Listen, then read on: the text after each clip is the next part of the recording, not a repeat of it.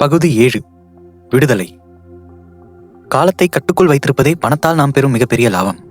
ஒவ்வொரு நாளும் காலையில் எழுந்தவுடன் நான் என்ன எண்ணுகிறேனோ அதை இன்று செய்வேன் என்று சொல்லும் திறனே செல்வத்தின் உச்ச மதிப்பு. மக்கள் மேலும் இன்பமாக இருக்க செல்வந்தர்களாக ஆக விரும்புகிறார்கள். நாம் ஒவ்வொருவரும் தனித்துவம் வாய்ந்தவர்களாக இருப்பதால் இன்பம் என்பதை வரையறுப்பது மிகவும் சிக்கலான செயலாகும். இருந்தும் மக்கள் கருதும் இன்பத்துக்குள் பொதுவான காரணி அல்லது மகிழ்ச்சியை தூண்டும் பொதுவான எரிபொருள் என்று ஒன்று இருக்குமேயானால் அது அவர் வாழ்க்கையை கட்டுக்குள் வைத்துக் கொள்ள விழையும் விழைவே ஆகும். நாம் எதை விழைகின்றோமோ, எப்போது விழைகின்றோமோ, எவருடன் விழைகின்றோமோ, எவ்வளவு காலம் விழைகின்றோமோ அதை சாத்தியப்படுத்துவது விலை மதிப்பற்றதாகும். அதுவே செல்வம் தரும் மிகப்பெரிய லாபமாகும். அங்குஸ் கேம்பல் என்பவர் மிச்சிகன் பல்கலைக்கழகத்தில் மனோதத்துவ வல்லுநராக இருந்தார். இவர் 1910ஆம் ஆண்டு பிறந்தவர். மன இறுக்கம், மனப்பதட்டம், மனக்கோளாறு போன்ற மனித மனத்தின் முரண்நிலைகளை குறித்து மனோதத்துவ கல்வி ஆய்வுக்கு உட்படுத்தப்பட்டுக் கொண்டிருந்த காலத்தில் இவரது ஆய்வு நடந்தேறியது. மக்களை இன்புறச் செய்வது எது என்பது குறித்து கேம்பல் தெரிந்து கொள்ள ஆரம்பித்தார். இவர் 1981ஆம் ஆண்டில் வெளியிட்ட the sense of valuing in America என்ற நூலில் மனோதத்துவ வல்லுநர்கள் பொதுவாக நம்புவதை விட மக்கள் இன்பமாகத்தான் உள்ளனர் என்று குறிப்பிட்டுள்ளார். அவர்களுக்குள்ளும் சிலர் மற்றவர்களை விட மிகவும் இன்பமாக இருக்கின்றனர். அத்தகைய நிலையில் இருப்பவரை நீங்கள் அவர்களுடைய வருவாய், இருக்குமிடம், கல்வித் தகுதி போன்ற காரணிகளால் தரம் பிரிக்க இயலாது. ஏனென்றால் அத்தகைய பிரிவுகளின் கீழ் உள்ளவர்களில் பலர் மனச்சோர்வால் மிகவும் பீடித்த நிலையில் உள்ளனர். இன்பத்துக்கான மிகவும் வலிமையான காரணியாக அவர் குறிப்பிடுவது மிகவும் எளிதான ஒன்றாகவே உள்ளது. கேம்பல் தொகுத்துரைப்பது இதுதான். தமது வாழ்க்கையை மிக திறமையாக கட்டுப்படுத்தும் குணமுடையவரே நல்வாழ்க்கைக்கான நேர்மறை எண்ணங்களை மிகவும் சரியாக கணிக்கக்கூடியவராக விளங்குகின்றனர். மேலும் நாம் பொதுவாக கருதும் பொருளாதாரம் சார்ந்த வாழ்க்கை நிலைகள் அதற்கான காரணியாக இருப்பதில்லை. உங்கள் வருமானத்தை விடவும், உங்கள் வீட்டின் பரந்த அளவை விடவும், உங்கள் தொழில் தரும் கண்ணியத்தை விடவும் இன்பத்தை நல்கக்கூடியது வேறு உண்டு. அது நீங்கள் எதை விழைகிறீர்களோ, எப்போது விழைகிறீர்களோ, எவரோடு விழைகிறீர்களோ அவற்றின் மீதான கட்டுப்பாடே ஆகும். இத்தகைய கட்டுப்பாடே மக்களை இன்புறச் செய்யும் மிகவும் பரந்த நிலை கொண்ட காரணியாகும். நாம் சேர்த்த செல்வத்தின் உள்ளார்ந்த மதிப்பென்பது உங்கள் வாழ்க்கையின் மீதான கட்டுப்பாட்டை வழங்குவதே ஆகும். இப்படி சொல்வது மிக ஆகாது. நம் செய்கைகளையும் செய்யும் வகைகளையும் கட்டுப்படுத்தக்கூடிய சுதந்திரத்தையும் தனித்துவத்தையும் நமக்கு துளி துளியாய் அளிக்க வல்லது நம்மிடம் சேரும் செல்வமே ஆகும். சிறிய தொகைதான் ஆகட்டும், அது உங்களுக்கு உடல்நிலை இல்லாத காலத்தில் வங்கிகளிடமிருந்து எந்த கடனையும் பெறாது. சில நாட்களுக்காவது பணியிலிருந்து விடுபடுத்திக் கொண்டு ஓய்வு கொள்ள வைக்கக்கூடிய வழி ஆகிறது. அப்படியான தொகை உங்களிடம் இல்லாத பட்சத்தில் அந்த தொகையை சேர்ப்பது என்பது மிகவும் கடினமான செயலாகும். சுதந்திரத்தை கொடுக்கும் துளி என்பது இதுதான். நீங்கள் பணியிலிருந்து நீக்கப்படும் போது பெரிய வாய்ப்பை தேடி வாளா இருப்பதை விட கிடைத்த ஒரு சாதாரண பணிக்கு சேர்ந்து பின்னர் மாறிக்கொள்வது. யாருக்கு தெரியும், அந்த சாதாரண பணி உங்கள் வாழ்க்கையையே கூட மாற்றி போடலாம். ஒரு 6 மாத செலவுக்கான தொகை உங்களிடம் இருந்தால் உங்கள் மேலாளரின் கொடுமைகளுக்கெல்லாம் அச்சப்பட வேண்டிய நிலைமை இராது. ஏனென்றால் உங்களுக்கு தெரியும், சில மாதங்கள் நீங்கள் பணியில் இல்லாமல் இருந்தாலும் அடுத்த வேலை கிடைக்கும் வரை உங்களிடம் உள்ள கையிருப்பு உதவும் என்று. கூடுதலான சுதந்திரம் என்பது சம்பளம் சற்றே குறைவாக கிடைத்தாலும் நீங்கள் வேண்டும் நேரத்தில் சென்று பணி செய்ய இயலும் வகையிலான வேலையில் சேர்வது, அல்லது குறைந்த தூரத்தில் உள்ள ஒரு இடத்தில் பணிபுரிவது, அல்லது உங்களுக்கு ஏற்படும் திடீர் மருத்துவ செலவுகளை எப்படி எதிர்கொள்வது என்று எண்ணிக்கொண்டிராமல் உங்கள் கையிருப்பை பயன்படுத்திக் கொள்ளும் நிலையில் வாழ்வது. எல்லாவற்றுக்கும் மேலாக உங்களுக்கு பணி ஓய்வு எப்போது என்பதை மற்றவர் தீர்மானிக்காமல் நீங்களே தீர்மானிக்கும் அந்த சுதந்திரத்தை பெறுவது. உங்களிடம் சேர்ந்த செல்வத்தின் மூலம் நீங்கள் வாங்க முயலும் இதர ஆடம்பர பொருட்களை தவிர அந்த செல்வத்தின் மூலம் நீங்கள் சேர்க்கும் காலமும் தேர்வுகளுமே ஒப்பிடுவதற்குரிய பொருள்களாகும். நான் என்னுடைய கல்லூரி நாட்களில் ஒரு முதலீட்டாளராக வரவே கனவு கண்டு கொண்டிருந்தேன். அதற்கான ஒரே காரணம், முதலீட்டாளர்கள் தங்களது முதலீடுகளின் மூலம் பெருத்த வளத்தை சேர்த்தார்கள் என்பதுதான். அத்தகைய என் எண்ணம் ஓர் உந்துதல் தான். அத்தகைய வாழ்க்கை எனதானால் அது எனக்கு முழு மகிழ்ச்சியையும் அளிக்கும் என்பதில் நான் 100% நம்பிக்கையுடன் இருந்தேன். நான் இளநிலை படித்துக் கொண்டிருக்கும் அந்த ஆண்டின் கோடைக்கால விடுமுறையில் லாஸ் ஏஞ்சலஸ் நகரில் உள்ள ஒரு முதலீட்டு வங்கியில் பகுதி நேர வேலை வாய்ப்பும் எனக்கு கிடைத்தது. நான் அந்த வாய்ப்பை என் தொழிலுக்கேற்ற வகையில் லாட்டரி கிடைத்தது போல் உணர்ந்தேன். இது மட்டும்தான் நான் என் வாழ்நாளில் வராதா என்று வேண்டிக் கொண்டிருந்தது. அங்கு பணியாற்றிய முதல் நாள்தான் அத்தகைய முதலீட்டாளர்கள் எவ்வாறு பெரும் வருவாயை அள்ளுகிறார்கள் என்பதை குறித்து உணர்ந்தேன். சராசரி மனிதனால் இயல்பாக பணியாற்றும் நேரத்துக்கும் அதிகமான அளவில் நீண்ட நேரத்துக்கு அவர்கள் உழைக்கின்றனர். உண்மையாக பார்க்க போனால் அவர்களுள் பெரும்பாலானோர் அந்த நீண்ட நேர உழைப்பை கட்டுக்குள் வைக்க இயலாதவர்களே. நடு இரவுக்கு முன்னர் வீடு திரும்புவதே மிகவும் கடினமான செயலாக இருந்தது. அந்த அலுவலகத்தில் இப்படி ஒரு பேச்சு வழக்கம் நிலவி வந்தது. சனிக்கிழமைகளில் நீ அலுவலகம் வரவில்லை என்றால் ஞாயிற்றுக்கிழமை நீ திரும்பி வர வேண்டிய அவசியமே இல்லை. அந்த பணி அறிவை தூண்டும் விதமாக இருந்தது. வருவாயும் நன்றாக இருந்தது. குறிப்பாக என்னை நானே மிகவும் முக்கியமானவன் என்று உணரும் வகையில் அந்த பணி அமைந்திருந்தது. ஆனால் விரியும் ஒவ்வொரு வினாடியும் நான் என் மேலாளரின் எதிர்பார்ப்புகளுக்கு அடிமையாகின்றேன். அந்த அடிமை உணர்வே என் வாழ்க்கையின் மிகவும் மோசமான அனுபவத்தை பெற்றதற்கு போதுமான காரணியாக இருந்தது. என்னால் 1 மாதத்துக்கு மேல் அந்த நிறுவனத்தில் தாக்குப்பிடிக்க முடியவில்லை. அந்த அனுபவத்தில் மிகவும் கடினமான விஷயம் என்னவென்றால், எனக்கு அந்த பணி மிகவும் பிடித்திருந்தது. நான் அதிகமாக உழைப்பதையும் விரும்பினேன். ஆனால் உங்கள் கட்டுப்பாட்டில் இல்லாத காலவரையறையின் கீழ் உங்களுக்கு பிடித்த ஒரு காரியத்தை செய்வது என்பது உங்களுக்கு பிடிக்காததை செய்வதை போன்றதே. அந்த உணர்விற்கு ஒரு பெயரும் உள்ளது. மனோதத்துவவியலாளர் அதை எதிர்வினை என்பர். பென்சில்வேனியா பல்கலைக்கழகத்தில் பொருளாதார பேராசிரியர் ஜோனா பெர்கர் இது குறித்து மிகச் செறிவான முறையில் தொகுத்துரைத்துள்ளார். வாகன ஓட்டுநரின் இருக்கையில் அமர்ந்திருப்பதைப் போல மக்கள் எப்போதுமே எல்லாம் தங்கள் கட்டுப்பாட்டில் உள்ளது என்றே உணர்கிறார்கள். அவர்களை நாம் ஏதாவது செய்யச் செய்தால் அவர்கள் கட்டுப்பாட்டில் எதுவுமே இல்லை என்பதைப் போல் உணர்கிறார்கள். அந்த வாய்ப்பு அவர்களாகவே தேடிக்கொண்டதுதான் என்பதை உணராமல் நாம் தான் ஏதோ அவர்களை அந்த நிலைக்கு தள்ளிவிட்டோம் என்பதைப் போல உணர்கிறார்கள். இந்த காரணத்தால் தொடக்கத்தில் அவர்களுக்கு அப்பணியை ஏற்றுக்கொள்வதில் இன்பம் இருந்தாலும் நாம் அணுகும்போது அவர்கள் அப்பணியை செய்ய முடியாது என்று சொல்லவோ இல்லை வேறு விதமாக செய்யவோ துணிகிறார்கள். இந்த கூற்று எந்த அளவுக்கு உண்மை என்று நீங்கள் உணர்ந்து கொண்டால் செல்வத்தை வாழ்வியல் போக்கில் சீரமைக்க வேண்டும் என்பதை உணர்வீர்கள். அந்த உணர்வே நாம் என்ன விழைகின்றோமோ, எப்போது விழைகின்றோமோ, யாருடன் விழைகின்றோமோ, எங்கே விழைகின்றோமோ, எவ்வளவு காலம் விழைகின்றோமோ அந்த வகையில் மகத்தான வளத்தை சாத்தியப்படுத்தும். டெரிக் ஷிவர்ஸ் என்ற பெரும் வெற்றி கண்ட தொழில் முனைவர் ஒருவர் அவர் எப்படி செல்வந்தரானார் என்று அவரை வினவிய அவர் நண்பருக்கு பதில் கூறும் வகையில் எழுதிய கடிதத்தில் இப்படி கூறுகின்றார். நான் மன்ஹாட்டன் நகரில் ஆண்டுக்கு $20,000 கிடைக்கும் ஒரு சராசரி வேலையில் பணியாற்றி வந்தேன். வெளியில் விருந்துண்ணவோ அல்லது வாடகை ஊர்திகளில் பயணம் செய்யவோ இயலாத நிலைதான் அது. மாதம் ஒன்றுக்கு நான் $1,800 சம்பாதித்தாலும் என்னுடைய தேவைகளை பூர்த்தி செய்ய ஏறக்குறைய $1,000 வேண்டியதாக இருந்தது. நான் 2 வருடங்கள் இந்த நிலையில் வாழ்ந்து $12,000 சேமித்தேன். அப்போது எனக்கு வயது 22.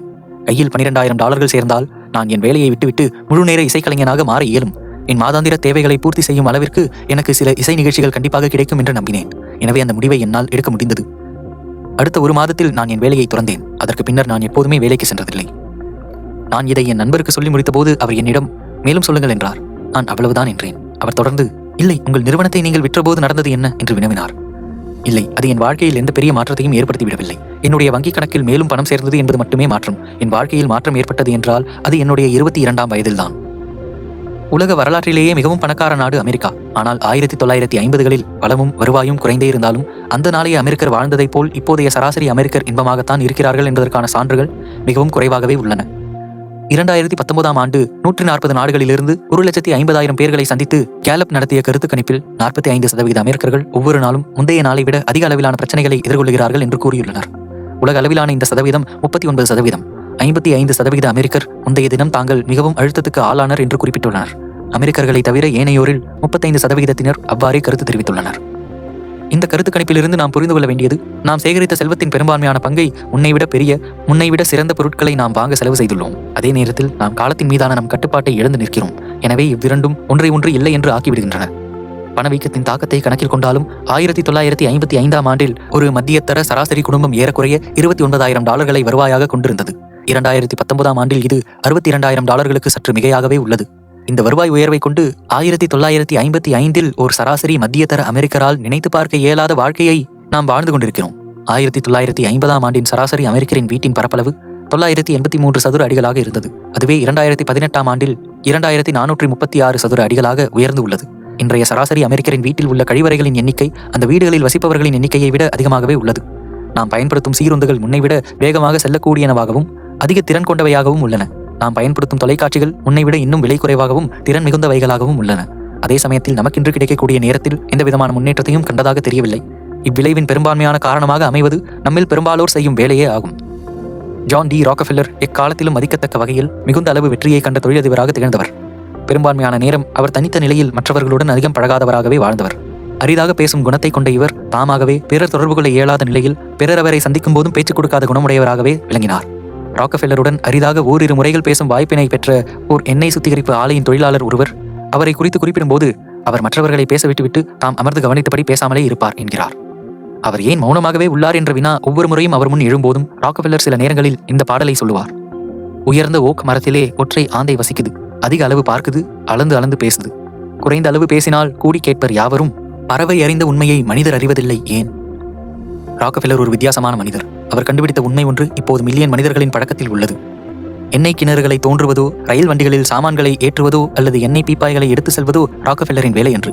நிலைமைகளை கவனித்து யோசித்து நல்ல முடிவுகளை எடுப்பதே அவருடைய வேலை. அவர் வேலையின் உற்பத்தி பொருளாக வெளிவருவதை அவர் தன் உடல் உழைப்பாலோ அல்லது அவருடைய பேச்சு சாமர்த்தியத்தாலோ செய்வது இல்லை. அவர் மூளைக்குள் தோன்றும் யோசனைகளே அவரது உற்பத்தி பொருள்கள் யாவும். எனவேதான் அவர் தன்னுடைய பெரும்பான்மையான நேரத்தையும் உழைப்பையும் மூளைக்குள்ளேயே செலவழிக்கிறார். பார்ப்பவருக்கு எல்லாம் அவர் ஏதோ வேலை இல்லாமல் பொழுதுபோக்க உட்கார்ந்திருப்பது போல தோன்றும் விதமாய் ஒவ்வொரு நாளின் பெரும்பகுதியையும் அவர் அசைவில்லாமல் உட்கார்ந்த நிலையிலேயே செலவழித்தாலும் எழும் சிக்கல்களை குறித்து தன் மூளைக்குள் தொடர்ந்து அவர் யோசித்துக் கொண்டுதான் இருக்கின்றார். எல்லோரும் உடல் உழைப்பால் மட்டுமே பணியாற்றிக் கொண்டிருந்த அவருடைய வாழ்நாளில் அவர் செய்யும் அத்தகைய பணி அபூர்வமான ஒன்றாகவே இருந்தது. பொருளாதார நிபுணர் ராபர்ட் கோர்டன் கணிப்பின்படி 1870ஆம் ஆண்டு வாக்கில் 46% வேலைவாய்ப்புகள் விவசாயம் சார்ந்தும் 35% வேலைவாய்ப்புகள் கைவினை அல்லது உற்பத்தி தொழில்களை சார்ந்தும் இருந்தன. மிக அரிதாக வெகு சில பணிகளே மனிதனின் அறிவாற்றலை சார்ந்ததாக இருந்தன. அந்த நிலையில் நீங்கள் யோசிப்பதில்லை, தொடர்ந்து உழைத்தீர்கள். அது கண்களுக்கு பலப்படும் விதத்திலும் கணிக்கக்கூடிய விதத்திலும் இருந்தது. இன்று அந்த நிலை தலைகீழாக மாறியுள்ளது. 38% வேலைவாய்ப்புகள் இப்போது மேலாளர்கள், நிர்வாகிகள், வல்லுநர்கள் என்னும் பெயர்களால் அழைக்கப்படுகின்றன. இத்தகைய பணிகள் சூழ்நிலைக்கு ஏற்ப கணித்து சரியான முடிவுகளை தேர்ந்தெடுக்கக்கூடிய பணிகளாகும். அடுத்து 41% வேலைவாய்ப்புகள் உங்கள் மூளையாலும் உடலாலும் சரிசமமாய் செய்யக்கூடிய நுகர்வோர் சேவை சார்ந்த பணிகளாகும். நம்மில் பெரும்பாலானோர் ஏறக்குறைய ராக்கஃபெல்லர் போன்றே பணியாற்றுபவர்கள். நாம் 1950களில் உழைப்பாளிகள் ஈடுபட்டதை போன்ற பணிகளில் ஈடுபடுபவர் அல்லர். அதாவது மாலை பணியிடத்திலிருந்து வெளியேறியதும் அன்றைய பணிகள் முடிந்துவிட்டன என்று கொள்ளும் நிலையில் நாம் இல்லை. நாம் தொடர்ந்து நம் மூளைக்குள் உழைத்துக் கொண்டே இருக்கின்றோம். இதனால் நாம் செய்யும் பணி முடிவு பெற்றதாக நாம் நினைப்பதற்கே இடமில்லை. நீங்கள் சீருந்துகளை உற்பத்தி செய்யும் பணியில் இருந்தால் அந்த பணியிடத்தில் நீங்கள் இல்லாத போது நீங்கள் அந்த பணிக்காக செய்ய வேண்டியதென்று ஏதும் இருக்காது. பணியிடத்தை விட்டு வெளியேறும் போது பணியில் பயன்படுத்திய கருவிகளோடு உங்களையும் அந்த பணியிலிருந்து விலக்கிக் கொள்கிறீர்கள். ஆனால் ஒரு குறிப்பிட்ட பொருளை சந்தைப்படுத்த நீங்கள் ஒரு திட்டத்தை தீட்டுகிறீர்கள் என்றால், அதாவது உங்களின் அறிவாற்றலை பயன்படுத்தி சில முடிவுகளை எடுக்கும் வகையில் உங்கள் பணி இருக்குமாயின் உங்கள் மூளையே உங்கள் கருவியாகிறது.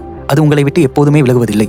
நீங்கள் பயணம் செய்யும் போதும், இரவு உணவை உண்ணும் போதும், உங்கள் குழந்தைகளை படுக்க வைக்கும் போதும், பணி அழுத்தத்தின் காரணமாக அதிகாலை 3 மணிக்கெல்லாம் நீங்கள் விழித்துக் கொள்ளும் போதும் நீங்கள் உங்கள் பணியின் திட்டத்தை பற்றி நினைத்த வண்ணமே இருப்பீர்கள். 1950ஆம் ஆண்டு நீங்கள் இருந்திருந்தால் பயணிப்பதை விட காலத்தின் ஓட்டத்தோடு நீங்களும் பயணித்தபடியே இருப்பீர்கள். இது உங்களை ஒரு நாளின் 24 மணி நேரமும் பணியாற்றுவதைப் போல் உணர வைக்கின்றது. இதையே தி அட்லாண்டிக் இதழில் டெரிக் தாம்சன் ஒருமுறை இவ்வாறாக விளக்கியுள்ளார். 21ஆம் நூற்றாண்டின் தொழிற்சாலை இயந்திரம் என்பது உடன் எடுத்துச் செல்லத்தக்க சிறிய வடிவிலானால் நவீன தொழிற்சாலை என்னும் சொற்றொடர் தொழில் நடைபெறும் ஓர் இடத்தை குறிக்காது. அது ஒரு நாளையே குறிக்கும். இன்றைய கணினியியல் சாதனைகள் உற்பத்தி திறனுக்கான கருவிகளுக்கு தொழிற்சாலையிலிருந்து விடுதலை அளித்துவிட்டன. அறிவுசார் பணியில் இருப்போரில் பெரும்பாலானோர் தர்க்க ரீதியாக தங்களுடைய அலுவலகத்தில் மதியம் 2 மணிக்கு பணியாற்றலாம், அல்லது அதிகாலை 2 மணிக்கு டோக்கியோ நகரிலோ அல்லது நடு இரவில் இருக்கையின் மீது கவிழ்ந்தபடியோ கூட பணியாற்றலாம். ஏனெனில் அவர்கள் பயன்படுத்தும் மடிக்கணினிகளும் கைபேசிகளும் மற்ற ஊடக வசதிகளும் எங்கும் எடுத்து செல்லக்கூடிய அல்லது கிடைக்கக்கூடிய பொருள்களாகும். உங்கள் முன்னோர்களோடு ஒத்து பார்த்தால் நேரத்தை கட்டுப்படுத்தும் திறனை இழந்தவர்களாகவே நீங்கள் உள்ளீர்கள். நமது வாழ்க்கையை அனுபவிக்கும் இன்பம் நாம் நேரத்தை கட்டுப்படுத்தும் திறனை பொறுத்தே இருப்பதால் பொதுவாக நாம் இப்போதையும் விட வசதியாகவும் வளமாகவும் இருக்கும் போதிலும் இன்பத்தை உணர முடியவில்லை. இம்முடிவு நமக்கு அதிர்ச்சி ஊட்டுவதாக இருந்தாலும் இதுவே உண்மை நிலை. அதற்காக நாம் என்ன செய்ய போகின்றோம்? நாம் ஒவ்வொருவரும் தனிப்பட்ட வகையில் ஏதோ ஒரு தனித்துவத்துடன் இருப்பதால் நிலையை மாற்றி அமைப்பதற்கான வழி என்பது அவ்வளவு எளிதாக கிடைக்கப் போவதில்லை. எனவே நாம் செய்யக்கூடிய முதல் செயல் பொதுவாக எல்லோருக்கும் இன்பம் அளிப்பது எது, எல்லோருக்கும் இன்பத்தை மறுப்பது எது என்பதை உணர்தலே ஆகும்.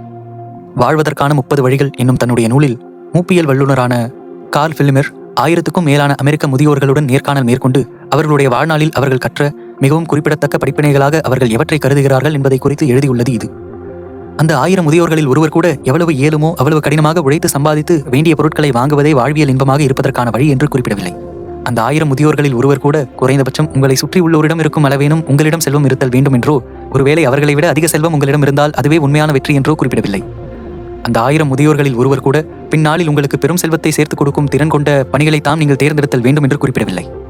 தரமான நட்பு, தங்களை விட உயர்ந்தவற்றோடு தொடர்பில் இருத்தல், தரமாக செலவழிக்கும் பழக்கம், குழந்தைகளோடு எவ்வித காலவரையற்ற நிலையில் நேரம் செலவழித்தல் போன்றவற்றையே அந்த முதியவர்கள் மதிப்புமிக்க செயல்களாக குறிப்பிட்டுள்ளனர். உங்கள் குழந்தைகள் உங்கள் அண்மையை எந்த அளவிற்கு எதிர்பார்க்கிறார்களோ அந்த அளவிற்கு உங்களிடம் பணத்தை எதிர்பார்ப்பதில்லை, அல்லது உங்கள் பணத்தால் கிடைக்கும் பொருட்களை எதிர்பார்ப்பதில்லை. குறிப்பாக நீங்கள் அவர்களுடன் சேர்ந்து இருப்பதையே விரும்புகின்றார்கள். வாழ்க்கையில் அனைத்துமாக வாழ்ந்து கடந்த அவர்களிடமிருந்து இந்த கருத்தை நீங்கள் எடுத்துக்கொள்ளுங்கள். நேரத்தை கட்டுப்படுத்தும் திறனே நாம் சேர்க்கும் செல்வம் ஈட்டித்தரும் மிகப்பெரிய லாபமாகும். இப்போது செல்வத்தினால் கிட்டும் மிக குறைந்த லாபம் ஒன்றை குறித்து ஒரு சிறிய அத்தியாயத்தில் காண்போம்.